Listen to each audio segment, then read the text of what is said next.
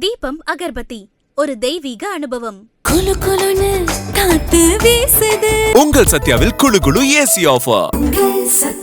Line Arabian dates.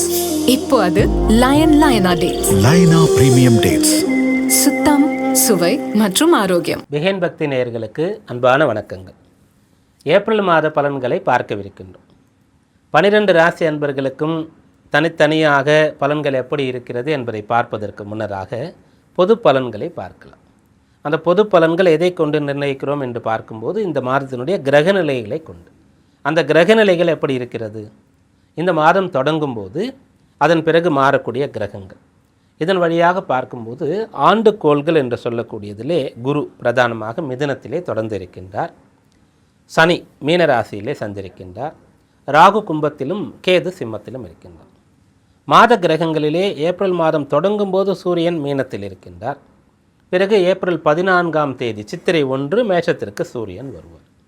சந்திரன் தினகதியாக இருப்பதனால் அதற்கு அடுத்து வரக்கூடிய செவ்வாய் இந்த ஏப்ரல் தொடங்கும் போது கும்பராசியிலே ராகுவோடு புதனோடு கூடி நிற்கின்றார். 2வது நாளே மீனராசிக்கு சனியோடு இணைகின்றார். புதன் மாதம் தொடங்கும் போது கும்பத்தில் இருந்து ஏப்ரல் 10ஆம் தேதி போல மீனத்திற்கு வருகின்றார். சுக்கிரன் இந்த மாதம் தொடங்கும் போது மேஷராசியில் இருந்து ஏப்ரல் 20ஆம் தேதி அளவிலே 19ஆம் தேதி ரிஷபத்திற்கு வருகின்றார். இது இந்த மாதத்தினுடைய கிரகநிலை. இதிலிருந்து நமக்கு கிடைக்கக்கூடிய பலன்கள் என்ன என்று பார்க்கும்போது, முன்னதாக காலபுருஷ தத்துவத்தினுடைய 11ஆம் இடம் என்று சொல்லக்கூடிய லாப ஆதாய ஸ்தானத்திலே நிறைய கிரகங்கள் இருந்தது.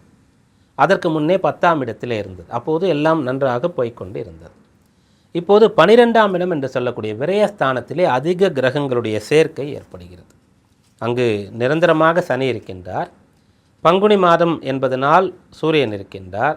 செவ்வாய் அங்கு வருகின்றார். புதனும் வருகின்றார். அப்போது நிறைய கிரகங்கள் மறைவிடத்திலே சஞ்சரிக்கின்றது. அது ஜலராசியாக இருக்கின்றது. அப்படி இருக்கும்போது பிரளயம் என்று சொல்லக்கூடிய 11ஆம் இடத்திலே ராகுவுடைய தொடர்பு வருகிறது. ஆனால் அந்த ராகுவை குரு பார்ப்பதனால் மிகப்பெரிய தீங்காக அது ஏற்படாது. பிரச்சனை ஏற்பட்டாலும் கூட அது கட்டுக்குள்ளாக இருக்கும்.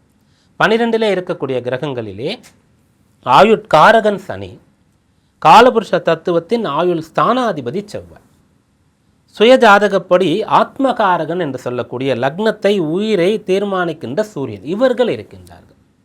அதனால் அந்த ஆயுள் என்று சொல்லக்கூடிய ஒரு விஷயம், அதிலே யாருமே மிகவும் விபரீதமான விளையாட்டுகளை இந்த மாதத்திலே செய்யக்கூடாது. போர் பதற்றங்கள் மிகுந்து இருக்கக்கூடிய இடங்களிலே இந்த ஆயுள் இழப்பு என்று சொல்லக்கூடிய விஷயங்கள் ஏற்படுகிறது. அதனால் எல்லோருக்கும் வாழ்வாதாரம் என்று சொல்லக்கூடிய ஒரு நிலையிலே பிரச்சனை ஏற்படுகிறது. அது ஜலராசி என்று சொல்லும்போது ஜலராசி வழியாக ஏற்படுகின்றது. இதையெல்லாம் எதிர்கொள்ளக்கூடிய ஒரு நிலை இப்போது இருக்கிறது. எல்லாமே முடிவுக்கு வரும். ஒன்று, சூரியன் மேஷத்தில் உச்சம் பெறும்போது கொஞ்சம் சரியாகும். அடுத்து குரு மிதுனத்திலிருந்து கடகத்திற்கு உச்சபலம் பெற்று இந்த 12ஆம் இடத்தை பார்ப்பதனால் அடுத்து சரியாகும். இப்படி கொஞ்சம் கொஞ்சமாக சரியாக போகின்றது. இது பொதுவாக. தனியாக ஒவ்வொருவரும் 12ஆம் இடம் என்று சொல்லக்கூடிய விரயபாவம் என்று சொல்லக்கூடிய நிலையிலே செலவை குறைக்க வேண்டும். செலவு செய்வதாக இருந்தால் தேவைக்கு செலவு, பிறகு தர்மத்திலே தர்மம் செய்வது என்று சொல்லக்கூடிய ஒன்றை கடைபிடிக்க வேண்டும். சிக்கனமாக இருக்க வேண்டிய அவசியம் இருக்கிறது. தேவையற்ற செலவுகள், பிரயாணங்கள், ஆடம்பரமான விஷயங்கள், இதை தவிர்க்க வேண்டும். மற்றபடி எதிர்காலத்திலே நாம் காக்கப்படுவோம். இப்போது இருக்கக்கூடிய நிலை கொஞ்சம் சாதகமற்று இருக்கின்றது. அதனால் இந்த காலத்திலே ஒவ்வொருவரும் அனுதினமும் சிவ வழிபாட்டை தங்களால் முடிந்த அளவிற்கு செய்ய வேண்டும். பஞ்சாட்சரம் உச்சரித்து கொண்டு இருக்கலாம்.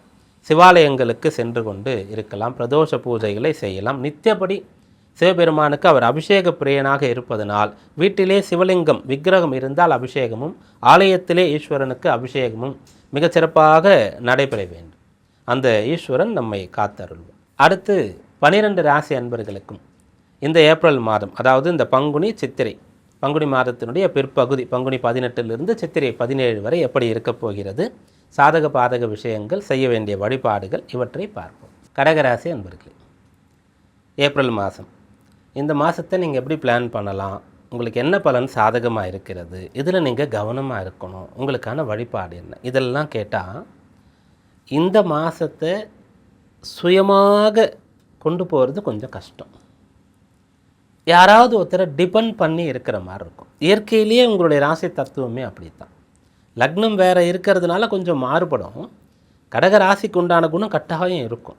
30-35% இந்த ராசிக்கான குணம் இருக்கும். ஒருத்தருடைய லக்னம் அந்த ஜாதக பிறக்கும்போது ஜனன ஜாதக கிரக நிலைகள் லக்னத்திலிருந்து எப்படி இருக்குது, தற்காலத்தில் நடக்கக்கூடிய தசாபுக்தி என்ன என்பது 2 பங்கு, மொத்தம் 3 பங்கு. 100% 3ஆக பிரிக்கும்போது 33 அப்படி வைக்கும்போது உங்களுடைய ஜனன ஜாதகமும் தசாபுக்தியும் ஏறக்குறைய 70% வந்துடும். பாக்கி இருக்குல்ல, அதுதான் இந்த கோச்சாரம் இப்போ நம்ம சொல்லக்கூடிய பலன். அப்போது அதிலிருந்து என்ன சொல்லலாம்னா, நீங்கள் பிறரை சார்ந்து இருக்கணும். இந்த மாதம் அப்படி இருக்கும். ஏன் அப்படி இருக்கும்? உங்களுடைய ராசிக்கு பஞ்சமாதிபதி, அதாவது பூர்வ புண்ணியஸ்தானத்திற்கு அதிபதின்னு சொல்லக்கூடியவர் செவ்வாய். அவர் எங்கே இருக்காருன்னு கேட்டால் பாக்யஸ்தானம் 9ஆம் இடத்துல இருக்கார். அந்த பாக்யஸ்தானாதிபதியாக இருக்கக்கூடிய குரு 12இல் இருக்கார். அந்த பாக்யஸ்தானத்தில் உங்கள் ராசிக்கு அஷ்டமாதிபதியான சனி இருக்கார். அதனால் என்னென்னா, நீங்கள் சுயமாக ஒரு விஷயத்தை பிளான் பண்ணுறது, எக்ஸிக்யூட் பண்ணுறது அப்படின்றது கொஞ்சம் டஃப்பாக இருக்கும். பிறர் இடத்துல ஆலோசனைகளை கேட்டு செயல்பட்டால் நல்ல பலன் கிடைக்கும். நிறைய பேருக்கு அப்படி இருப்பாங்க. ஒரு ஆலோசகர்னே ஒருத்தர் இருப்பாங்களே, ஒரு போஸ்டிங்கே இருக்குல்ல, லீகல் அட்வைசர்னு ஒருத்தர் இருப்பார் மிகப்பெரிய நிறுவனங்களுக்கு. அதுபோல் ஒரு ஆடிட்டர் இருப்பார். அப்போ இவங்கள்லாம் அவங்கள அந்த நிறுவனத்திற்கு, அந்த முதலாளிக்கு ஆலோசனைகள் கொடுப்பாங்க. இது இப்படி வச்சுக்கணும், இப்படி செய்யணும், இதெல்லாம் செய்யக்கூடாது அப்படின்றதெல்லாம் சொல்லி கொடுப்பாங்கள்ல.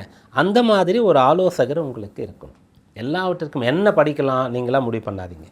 ஏன்னா இப்போ இதெல்லாம் தேர்வு எழுதி முடிந்து அடுத்து என்ன படிக்கலாம், எங்கே சேரலான்ற ஒரு காலமாக இருக்கு இல்லையா. அப்போ நீங்கள் உங்களுடைய தந்தையிடத்துலையோ அல்லது உங்களுடைய ஆசிரியரிடத்திலோ கேட்டு அதன் பிறகு முடிவு பண்ணுறது நல்லது. வேலை மாற்றம் செய்யலான்றது சட்டுன்னு முடிவு பண்ணாதீங்க. வேலையில் கொஞ்சம் நெருக்கடியாக இருக்குனாலும் கூட வேலை மாறலாமா அப்படின்னு கேட்டிங்கன்னா, 10ஆம் இடத்திற்கு சூரியன் உச்சமாக போகிறார். இருக்கிற இடத்துலையே உங்களுக்கு சலுகைகள், இன்க்ரிமெண்ட், ப்ரமோஷன் கொடுக்கறதுக்கு ஒரு வாய்ப்பு இருக்குது. ஆனால் காத்து இருக்கணும் அதுக்காக. அதனால் அவசரப்பட்டு வேலை மாற்றம் வேண்டாம்.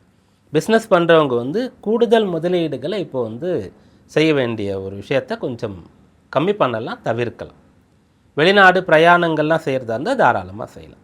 பிரயாணங்கள் நீங்கள் சின்ன பிரயாணமோ நீண்ட தூர பிரயாணமோ செய்யணும்னு நினச்சா அதெல்லாம் நீங்கள் செய்யலாம். 9ஆம் இடம் வலுத்திற்கு 12ஆம் இடம் தொடர்பு பெறுகிறது, அதனால் நீங்கள் செய்யலாம். அப்போ ஆக மொத்தம் இந்த மாதம் எப்படி பலன் இருக்கும் அப்படின்னு சொன்னால், நீங்கள் எங்கே இருந்தாலும் என்ன பண்ணாலும் அந்த இடத்துல உங்களுக்குன்னு ஒரு ஆலோசகர், ஒரு வழிகாட்டி, ஒரு குரு இருந்துட்டார் அப்படின்னு சொன்னால், நீங்கள் அப்படி அமைச்சிக்கிட்டீங்கன்னு சொன்னால் இந்த மாதம் அனுகூலமாக இருக்கும். இந்த மாதத்தில் வழிபாடு அப்படின்னு பார்த்தா அம்பாள் வழிபாடு செய்யணும். ஏன்னா அம்பாள் அப்படின்னு சொல்லும்போது நம்ம தாயாக அவங்கள பார்ப்போம். அவங்கள போய் நம்ம சரணாகதி அடைஞ்சிட்டோம் அப்படின்னு சொன்னால், மனதில் அவநம்பிக்கையோ சஞ்சலமோ கொஞ்சம் பயமோ இருந்தால் அது அப்படியே அப்போதே நிவர்த்தி ஆகிடும்.